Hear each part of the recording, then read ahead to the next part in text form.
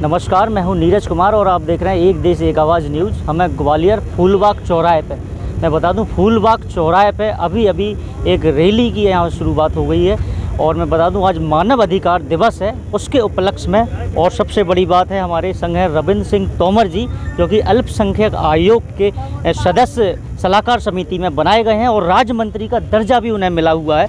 हम बात करेंगे और जानकारी लेंगे क्या कार्यक्रम है आज का और क्या आगे इनकी रणनीति है, क्या कार्यक्रम करेंगे। बहुत बहुत स्वागत है आपका जी। आज का जो कार्यक्रम है ये मानव अधिकार जागरूकता के संबंध में है कि आज 10 दिसंबर में 1948 को जो अंतर्राष्ट्रीय मानव अधिकारों का जो सार्वभौमिक घोषणा पत्र है वो जारी हुआ था यूनाइटेड नेशन में। तो उसके संबंध में पूरे विश्व भर में ये दिवस मनाया जाता है कि इस दिवस का उद्देश्य ये होता है कि आम जन जो उनको संविधान ने उनको अधिकार दिए हैं, जो उनको संयुक्त राष्ट्र संघ के द्वारा भी जो अधिकार मिले हैं, उसके संबंध में वो जागरूक हो और अपने अधिकारों को प्राप्त करने के लिए प्रयास करे, प्रयत्न करे। और साथ ही संस्था जो है मानव अधिकार सामाजिक न्याय आयोग के माध्यम से न्याय प्राप्त करने की दिशा में आगे बढ़े। तो इसके संबंध में जागरूकता फैलाने के उद्देश्य से ही आज हमारी ये रैली निकाली जा रही है। और इसमें जो भी संस्था ने अभी तक के कार्य किए हैं मानव अधिकार जागरूकता के संबंध में, न्याय दिलाया है, कई लोगों को न्याय दिलाया है, तो उससे जुड़े हुए लोग जो कि सहायक थे संस्था में, इन सब कार्यों में सहायक थे, आम जन को न्याय दिलाने में सहायक थे, उनको आज हम सम्मानित भी करने जा रहे हैं मानस भवन पर। क्या कार्यक्रम पूरा है रैली निकालने के बाद, क्या अपना पूरा प्रोग्राम रखा है, कौन मुख्य अतिथि उसमें रहेंगे?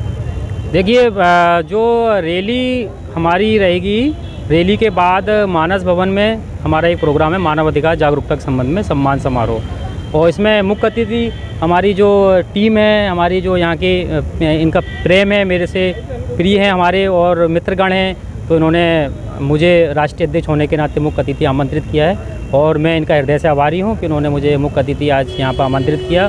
और चूँकि संस्था के राष्ट्रीय अध्यक्ष होने के नाते आज मेरी भी एक नैतिक जिम्मेदारी है कि मैं इनको जो भी यथासंभव मेरे से प्रयास हो सके कानूनी संवैधानिक, वो उनके संगठन को आगे बढ़ाने के लिए और साथ में इनसे जुड़े लोगों को न्याय दिलाने के लिए कार्य करूं। अच्छा, जैसा कि आपको अल्पसंख्यक समिति का सलाहकार नियुक्त किया गया है, उसमें क्या क्या अभी अल्पसंख्यकों की समस्याएं हैं जिनसे वो लोग जूझ रहे हैं और आपके कितने प्रयास होंगे उनको काम कराने के? देखिए, अल्पसंख्यक की जो अल्पसंख्यक का जो 15 सूत्री कार्य है, जो माननीय प्रधानमंत्री मोदी जी ने उस कार्य में काफ़ी डेवलपमेंट किया है, 15 सूत्री कार्य। और जो 15 सूत्री जो अल्पसंख्यकों का कार्य है उसमें से महत्वपूर्ण कार्य ये होता है कि जैसे अल्पसंख्यक जहाँ की मलिन बस्तियों में या गरीब इलाकों में या पिछड़े इलाकों में रह रहे हैं, तो उनके बच्चों को रोज़गार, उनके बच्चों को शिक्षा के लिए स्कूल तक ले जा रहा, साथ में ही उनको अगर उनकी स्थिति इस लायक नहीं है कि वो स्वरोजगार स्थापित कर सकें, तो उन्हें राज्य सरकार की तरफ से, केंद्र सरकार की तरफ से कुछ उनका राज्य सरकार की तरफ से अनुदान राशि होती है, उनको दिलाई जाती है और वो बिना ब्याज के अनुदान राशि होती है, उसके माध्यम से वो अपना स्वरोजगार स्थापित कर सकें। तो इसी तरीके से अल्पसंख्यकों की शिक्षा के लिए, अल्पसंख्यकों के रोज़गार के लिए, ताकि अल्पसंख्यक समुदाय अपने भटके नहीं, अपने मेन मुद्दे से भटके नहीं और कोई भी बाहरी ताकत उसको अपने बेबजाय किसी अन्य कार्य में इस्तेमाल ना करे। ख़ास तौर से मैं हमारे देश के बहुत मतलब कि अल्पसंख्यकों में माइनर अल्पसंख्यक जो हैं जैनिस्ट और बुद्धिस्ट की भी बात करना चाहूँगा कि ज़्यादातर उनको अभी अल्पसंख्यकों की योजना को कोई लाभ नहीं मिला है। तो मेरा मुख्य उद्देश्य होगा कि अल्पसंख्यक समुदाय में जो जैन समुदाय है, बुद्धिस्ट समुदाय है और हमारे ईसाई सिख भाई हैं, उनके लिए भी हम पूरा प्रयास करेंगे। और माननीय प्रधानमंत्री मोदी जी की भी यही अभिलाषा है कि अल्पसंख्यक समुदाय में तुष्टीकरण ना हो, अल्पसंख्यक में सिर्फ एक अल्पसंख्यकों को टारगेट ना करा जाए, सभी अल्पसंख्यकों को आगे बढ़ाया जाए और ख़ासतौर से उनको जो अभी तक अल्पसंख्यक में भी वंचित रहे हैं। लगभग कितनी आबादी अल्पसंख्यकों की होंगी और उसमें से कितने लोग हैं जो अभी पिछड़े हैं, उनको शासकीय योजनाओं का लाभ नहीं मिल पा रहा है?